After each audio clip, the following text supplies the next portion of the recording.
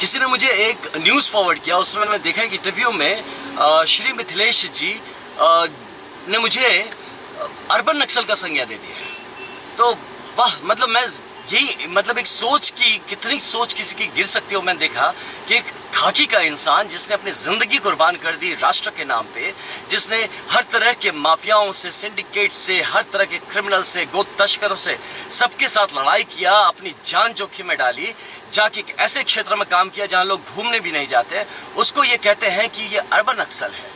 तो यानी हर ऐसे खाकी का इंसान, ये हमारा शाहबाद का क्षेत्र, ये फौजियों का क्षेत्र है, ये पुलिस वालों का क्षेत्र है, ये हमारे पैरामिलिट्री के जवानों का क्षेत्र है। हम अपनी जान खतरे में लगा के इस देश के लिए, इस वतन के लिए, ये हिंदुस्तान के लिए लड़ते हैं। और ऐसे लोग जो घटिया सोच रखते हैं, एक दूसरे प्रदेश से आके हमारे क्षेत्र में आके यहाँ जमीन कब्जा करने की कोशिश करते हैं, यहाँ पे अराजकता फैलाने की भाव से आके इस तरह की जमीन के बेटे को ऐसा कह के चले जाइए, सरासर ये मतलब ये गलत ही नहीं, ये बहुत ज्यादा, ये तो इन्होंने जघन्य अपराध किया है। मैं कहता हूं इनको माफी मांगनी चाहिए हर उस खाकी वाले से, हर उस यूनिफॉर्म पहनने वाले से जो अपनी जान देके यहाँ पे लोग अपने बच्चों को भेजते हैं। बॉर्डर पे जाके हम लड़ रहे हैं, हम जाके कहां के इंटरनल सिक्योरिटी संभाल रहे हैं, और ऐसे लोग आके कहते हैं कि हम अर्बन नक्सल है। आई मीन ये चीज, और इस पे मैं कहता हूं हमारी पूरी की पूरी यहाँ जमीन को, हमारे क्षेत्र को, ऐसे लोगों को निकाल के उखाड़ के फेंक देना चाहिए। यहाँ पे इनका घुसना बैन हो जाना चाहिए ऐसे लोगों पे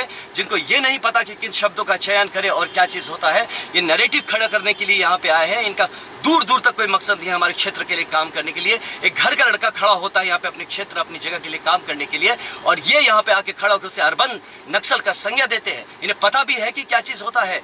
हम जैसे लोग जो कि बचपन से ही संघ के साथ जुड़े हुए, शाखाओं के साथ जुड़े हुए एक बाल स्वयं सेवक को ये कहते हैं अर्बन नक्सल, क्योंकि इनके पॉलिटिकल इंटरेस्ट को मैं हर्ट कर रहा हूं, क्योंकि इनकी जो कमजोरियां हैं वो उभर के आ जा रही है मेरे यहाँ पे रहने से।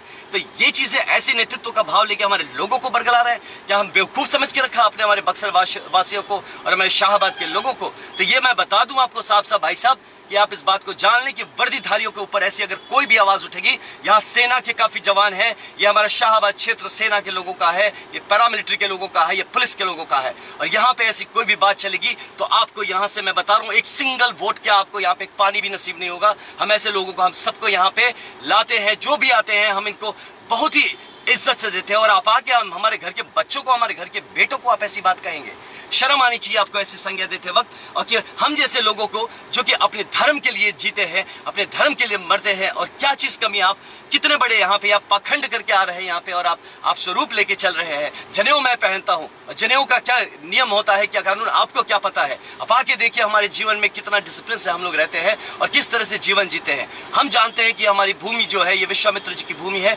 ऋषि भूमि है, ये सिद्धाश्रम है, और यहाँ पे आके आप ये ओछे 400 BC का जो काम, जिसके FIRs लगवा के आपने अपने ऊपर रखे हैं, वो यहाँ के थोपने पे आप लगे हुए हैं हमारे लोगों के ऊपर। तो ये चीज आपका नहीं चलेगा। मैं अपील करता हूँ अपने सारे लोगों पे कि सारे हमारे बक्सर के लोगों के लिए मैं अपील करता हूँ कि ऐसे लोगों का बॉयकॉट होना चाहिए, इनको सामूहिक माफी मांगनी चाहिए कि ऐसा शब्द इन्होंने यूज किया, मजाक समझ के आपने रखा है अर्बन नक्सल। मैं खुद लड़ा हूँ ऐसे अर्बन नक्सलों से और नक्सलों से और हर तरह के इस तरह से मिलिटेंट से, और आप बात करते हैं यहाँ पे हम जिंदा खड़े हैं अपनी मेहनत के दम पे और अपने धर्म की लड़ाई के दम पे, और आप आके हमको कहते हैं अर्बन नक्सल है।